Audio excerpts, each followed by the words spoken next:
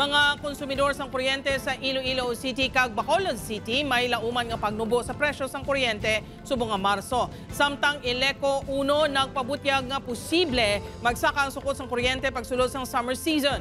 Si Kim Salinas nakatuto. Ginapaigo-igo lang sa pamilya diretso sang Barangay Lanit Haro ang 10,000 pesos sa budget sa pagbayad sa bill sa tubig, kuryente, lakip na diri ang pagkaon. Gani gin kalipay sini sang nahibaloan niya nagrubo ang sukot sang more power sa kada kilowatt hour sang kuryente. Dugang pa na sa iban nga kinahanglanon bakal sulod balay. Pakon ka isa si banahon ginadala man namon sa ospital mo. Sa Marso 18, tubtob Abril 12 nga billing cycle sang power distributor ginpatuman ang 78 centavos per kilowatt hour nga pagrubo sa average residential electricity rate sa karon yara sa masobra 10 pesos and 41 centavos per kilowatt hour ang presyo sa kuryente. Gani sa 129 kilowatt hours nga konsumo sang pamilya diretso kada bulan, nakakinot ini sa ginabanta 105 pesos sa ila palabuton nya bill. Ang pagnubo sang sukot ang bangod sa manubo nga generation kag transmission charges. Ang generation charge nanaog siya by mga 25 centavos, and one of the bigger reasons pagit ang transmission charge nanaog siya by around 47 centavos plus the effect on the system loss mga 78 centavos sila tanan. Good news man sa mga konsumidor sang Negros Electric Power Corporation.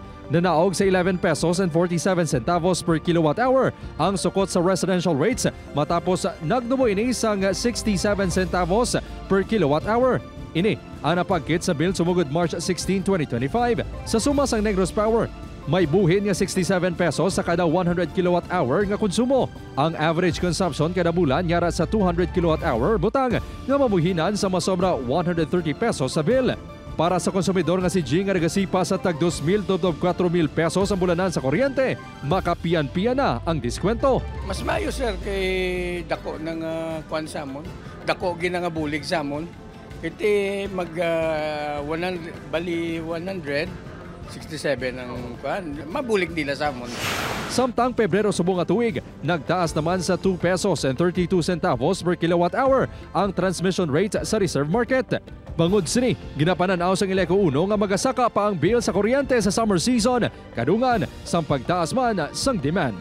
Ang gataasin ang demand sa mga distribution utility kag electric cooperative. So ginaga-expect kita mga may power deficiency sa grid. So kinahanglan sang dako nga auxiliary services para maging ma-stabilize ang power grid. Kim Salinas, 1 Western Visayas.